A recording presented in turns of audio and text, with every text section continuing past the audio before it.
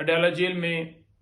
NAB القادر trust case اور NAB توشہ خانہ case, ان دونوں کیسز کی سماعت ہے۔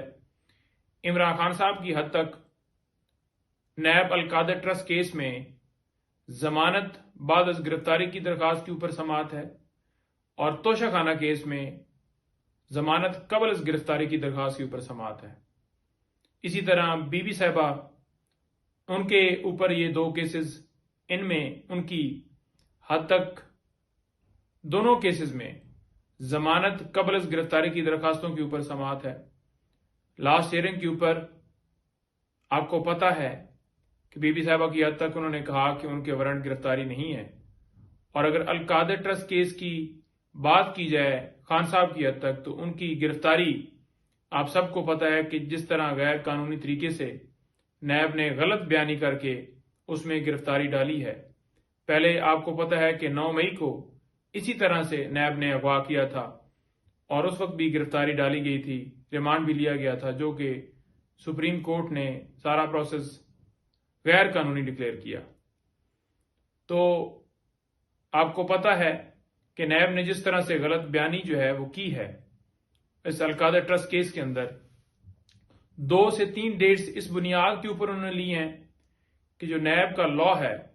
اس کے مطابق 10 دن کا ٹائم جو ہے وہ ریکوائرڈ ہے اس درخواست کو دائر کرنے کے لیے، جو ہم نے ریویژن دائر کی تھی اس بنیاد کے اوپر کہ عمران خان صاحب کی دونوں درخواستیں جو ہیں وہ بحال کی جائیں۔ انہوں نے دونوں درخواستیں اس بنیاد کے اوپر نیچے ٹرائل کورٹ میں ریجیکٹ کی تھیں کہ عمران خان صاحب عدالت میں پیش نہیں ہوئے، حالانکہ عدالت نے حکم دینا تھا، انتظامیہ کا کام تھا سیکیورٹی دینا، اور خان صاحب کو پیش کیا جاتا۔ اگر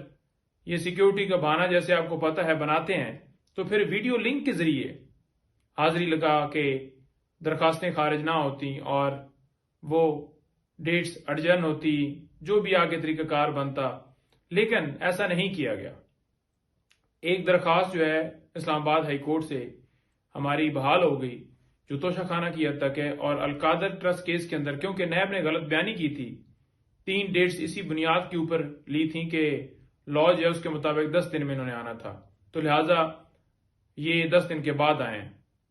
اس لا کا حوالہ دے رہے تھے جو کہ لا موجود ہی نہیں ہے۔ جب عدالت کو پتہ لگا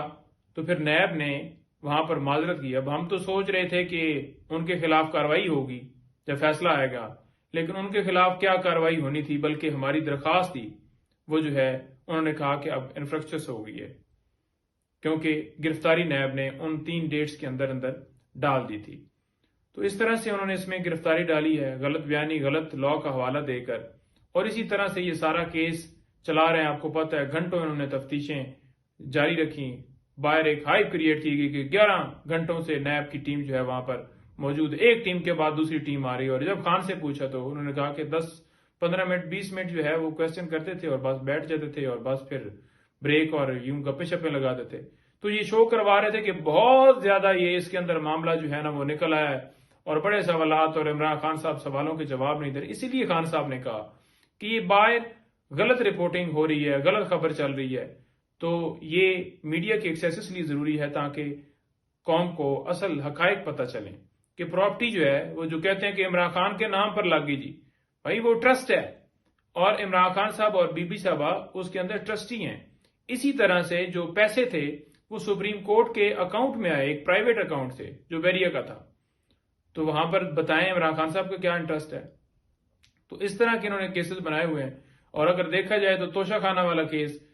تو اس کو اگر دیکھیں تو ایک کیس جناب نیب کے اندر یہ چل رہا ہے، ایک کیس جس میں خان صاحب کو سزا ہو گئی تھی، یہی نیب توشہ خانہ کیس، اور تیسری ایک FIR بھی دی ہوئی ہے اس توشہ خانہ کیس کے ریلیٹڈ۔ تو بات یہ ہے کہ ہمیشہ ہمارا جو لا ہے وہ یہ کہتا ہے کہ اگر کوئی جرم ہوگا تو اس کی ایک کارروائی ہوگی۔